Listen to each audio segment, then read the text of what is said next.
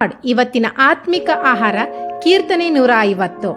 ದಾವಿದನ ಸ್ತುತಿಯ ಬಗ್ಗೆ ಎಷ್ಟು ಸುಂದರವಾಗಿ ಬರೆದಿದ್ದಾನೆ ಅಂತ ತಿಳ್ಕೊಳ್ಳೋಣ. ಕೀರ್ತನೆ 150. ಯೆಹೋವನಿಗೆ ಸ್ತೋತ್ರ. ದೇವರನ್ನು ಆತನ ಪರಿಶುದ್ಧಾಲಯದಲ್ಲಿ ಸ್ತುತಿಸಿರಿ. ಆತನ ಶಕ್ತಿ ಪ್ರದರ್ಶಕವಾದ ಆಕಾಶ ಮಂಡಲದಲ್ಲಿ ಆತನನ್ನು ಸ್ತುತಿಸಿರಿ. ಆತನ ಮಹತ್ ಕಾರ್ಯಗಳಿಗಾಗಿ ಆತನನ್ನು ಸ್ತುತಿಸಿರಿ. ಆತನ ಮಹಾಪ್ರಭಾವಕ್ಕೆ ಸರಿಯಾಗಿ ಆತನನ್ನು ಸ್ತುತಿಸಿರಿ. ಕೊಂಬುದುತ್ತಾ ಆತನನ್ನು ಸ್ತುತಿಸಿರಿ. ಸ್ವರ ಮಂಡಲ ಕಿನ್ನರಿಗಳಿಂದ ಆತನನ್ನು ಸ್ತುತಿಸಿರಿ. ದಮ್ಮಡಿ ಬಡಿಯುತ್ತಾ ಕುಣಿಯುತ್ತಾ ಆತನನ್ನು ಸ್ತುತಿಸಿರಿ. ತಂತಿ ವಾದ್ಯಗಳಿಂದಲೂ ಕೊಳಲುಗಳಿಂದಲೂ ಆತನನ್ನು ಸ್ತುತಿಸಿರಿ. ತಾಳದಿಂದ ಆತನನ್ನು ಸ್ತುತಿಸಿರಿ. ಛಲ್ಲರಿಯಿಂದ ಆತನನ್ನು ಸ್ತುತಿಸಿರಿ. ಶ್ವಾಸವಿರುವುದೆಲ್ಲವೂ ಯೆಹೋವನನ್ನು ಸ್ತುತಿಸಲಿ. ಯೆಹೋವನಿಗೆ ಸ್ತೋತ್ರ. ಹಲ್ಲೆಲೂಯಾ. ಇಲ್ಲಿ ನೋಡ್ರಿ, ದಾವಿದನ ಸ್ತುತಿಯ ಬಗ್ಗೆ ಇಷ್ಟೊಂದು ಯಾಕೆ ವರ್ಣನೆ ಮಾಡಿದ್ದಾನೆ? ಏಕೆಂದ್ರೆ ಸ್ತುತಿಯು ಒಂದು ಆತ್ಮಿಕ ಅಸ್ತ್ರವಾಗಿದೆ. ಅದು ಹೇಗೆ ಅಂದ್ರೆ ತಿಳ್ಕೊಳ್ಳೋಣ. ಯಾವಾಗ ನೀವು ಆತ್ಮದಿಂದ ಸ್ತುತಿ ಮಾಡ್ತೀರೋ ಆಗ ನೀವು ಆತ್ಮದಿಂದ ನವೀಕರಿಸಲ್ಪಡ್ತೀರಿ, ಅಂದ್ರೆ ರಿನ್ಯೂ ಆಗ್ತೀರಿ. ನಿಮ್ಮಲ್ಲಿ ಎಲ್ಲವೂ ಹೊಸದಾಗಿ ಮಾರ್ಪಡುತ್ತದೆ. ಅದ್ ಹೆಂಗೆ ಅಂದ್ರೆ, ನೀವು ಸ್ತುತಿ ಮಾಡ್ತಾ ಹೋಗ್ತಿರೋ, ಯಾವಾಗ ನಿಮ್ಮ ಸ್ತುತಿ ಡೀಪ್ ಆಗಿ ಮನಸ್ಸಿನಿಂದ ಬರ್ತಾ ಇರ್ತದೋ ಆಗ ನಿಮ್ಮಲ್ಲಿದ್ದಂತೆ ಎಲ್ಲ ನೆಗೆಟಿವ್ ಎನರ್ಜಿ ದೂರ ಆಗ್ತದ್ರಿ. ಅದೇ ರೀತಿ ನೀವು ಸ್ತುತಿ ಮಾಡ್ತಾ ಮಾಡ್ತಾ ಮಾಡ್ತಾ ಇದ್ದಾಗ ನಿಮ್ಮ ಹತ್ರ ಯಾವಾಗ ನೆಗೆಟಿವ್ ಎನರ್ಜಿ ದೂರ ಆಗ್ತದೋ ಅವಾಗ ನಿಮ್ಮೊಳಗ ಪಾಸಿಟಿವ್ ಎನರ್ಜಿ ತುಂಬ್ತಾ ಹೋಗ್ತದ. ಹಲ್ಲೆಲೂಯಾ.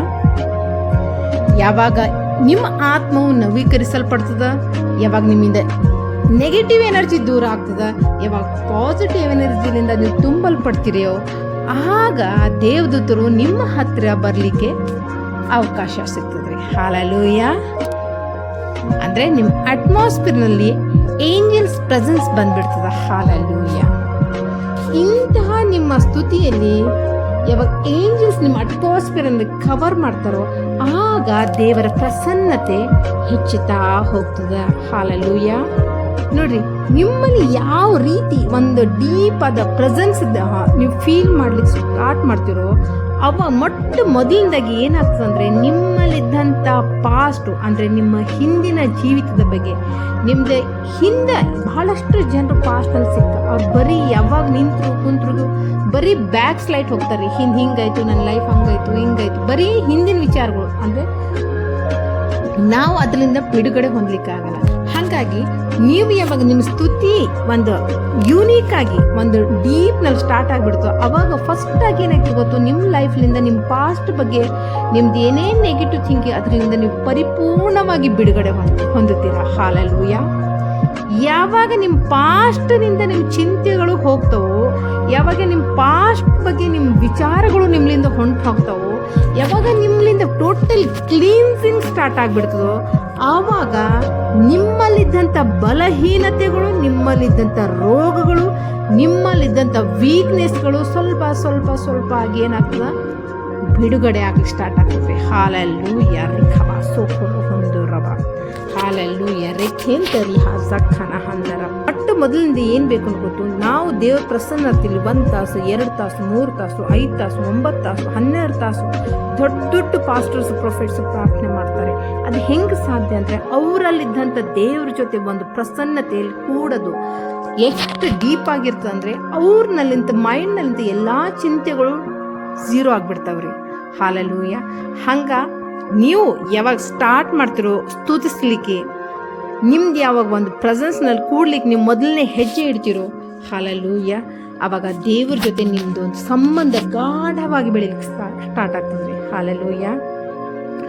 ಈಗ ನೋಡ್ರಿ, ಯಾವಾಗ ಸ್ತುತಿಲಿಂದ ಏನೇನು ಆಗ್ತದೆ ಅಂತ ನಾವು ತಿಳ್ಕೊಂಡ್ವಿ. ಈಗ ಆ ಸ್ತುತಿನ ನಾವು ಹೆಂಗೆ ಮಾಡ್ಬೋದು, ಯಾವಾಗ ಮಾಡ್ಬೋದು, ಎಷ್ಟು ಮಾಡ್ಬೋದು ಅಂತ ಮುಂದೆ ತಿಳ್ಕೊಂಡ. ಹಲ್ಲೆಲೂಯಾ. ನಮ್ಗೆಲ್ರಿಗೂ ಗೊತ್ತು, ನಾವು ಬಹಳ ಸುಂದರವಾಗಿ ಪ್ರಾರ್ಥನೆ ಮಾಡ್ತೀವಿ, ಆರಾಧನೆ ಮಾಡ್ತೀವಿ, ಬೈಬಲ್ ಓದ್ತೀವಿ. ಆದ್ರೆ ನಾವು ಸ್ತುತಿ ಎಷ್ಟು ಮಾಡ್ತೀವಿ, ದೇವರಿಗೆ ನಾವು ಎಷ್ಟು ಸ್ತೋತ್ರಗಳನ್ನು ಸಲ್ಲಿಸ್ತೀವಿ ಅನ್ನೋದು ಬಹಳ ಇಂಪಾರ್ಟೆಂಟ್. ಈಗ ನೋಡ್ರಿ, ಮೊದಲಿಂದಾಗಿ ಯಾವಾಗ ಮುಂಜಾನೆ ನೀವು ಕಣ್ಣನ್ನು ತೆರೀತಿರೋ, ಈಗ ಲೋಕಕ್ಕೆ ಎಂಟ್ರಿ ಮಾಡ್ಲಿಕ್ಕೆ ಇರ್ತಿರೋ ರಖಸನ ಹಂದರವ, ಮೊಟ್ಟ ಮೊದಲನೇ ಆ ಹಾಸಿಗೆಲಿಂದ ಕಣ್ಣು ತೆರೆದ ತಕ್ಷಣ ಒಂದು 10 ನಿಮಿಷ ಆ ದೇವ್ರಿಗೆ ಸ್ತೋತ್ರ ಮಾಡ್ರಿ.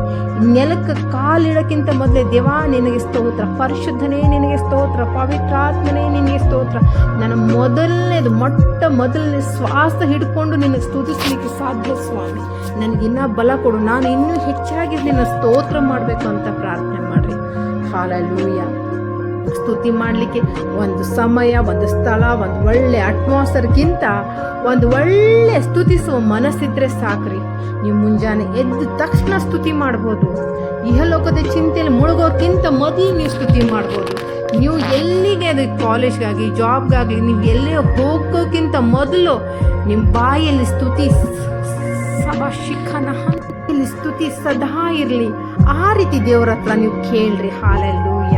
ನೀವು ನಿಮ್ಮ ಕೆಲಸ ಮಾಡ್ತಾ ಸ್ತುತಿ ಮಾಡ್ಬೋದು. ನೀವು ನಿಮ್ಮ ಜಾಬ್ಗೆ ಹೋಗ್ತಾ ಬರ್ತಾ ಸ್ತುತಿ ಮಾಡ್ಬೋದು. ನೀವು ಕೆಲಸದಲ್ಲಿ ಕುಂತು ನಿಮ್ಮ ಕೆಲಸ ಮಾಡ್ತಾ ಮಧ್ಯದಲ್ಲಿ ನೀವು ದೇವರನ್ನ ಸ್ತುತಿಸ್ ಮಾಡ್ತು. ಹಾಲೆಲೂಯ. ರಕ್ಕಸನ ಹೊಂದೋರವ ರೇಖೇತ ರಹಂದರವ. ಅದೇ ರೀತಿ ಒಂದು ದಿನ ಶುರು ಮಾಡುವಾಗ ದೇವರಿಗೆ ಯಾವ ರೀತಿ ಸ್ತುತಿ ಸಲ್ಲಿಸ್ತಾರೋ ಅದೇ ರೀತಿ ದಿನವನ್ನು ಮುಗಿಸುವಾಗ ಸಾಯಂಕಾಲದಲ್ಲಿ ದೇವಾ ನಿನ್ನ ಸನ್ನಿಧಿಗೆ ಬರ್ತೀನಪ್ಪ, ನಿನಗೆ ಸ್ತೋತ್ರ, ಪರಿಶುದ್ಧನೇ ನಿನಗೆ ಸ್ತೋತ್ರ, ಪವಿತ್ರನೇ ನಿನಗೆ ಸ್ತೋತ್ರ, ಇವತ್ತಿನ ದಿನಕ್ಕಾಗಿ ನಿನಗೆ ಸ್ತೋತ್ರ ಸ್ವಾಮಿ ಅಂತ ಈ ದಿನವನ್ನು ವೈಂಡ್ ಅಪ್ ಮಾಡ್ತಾ ದೇವರಿಗೆ ಸ್ತೋತ್ರ ಮಾಡ್ಬೋದು. ಹಾಲೆಲೂಯ.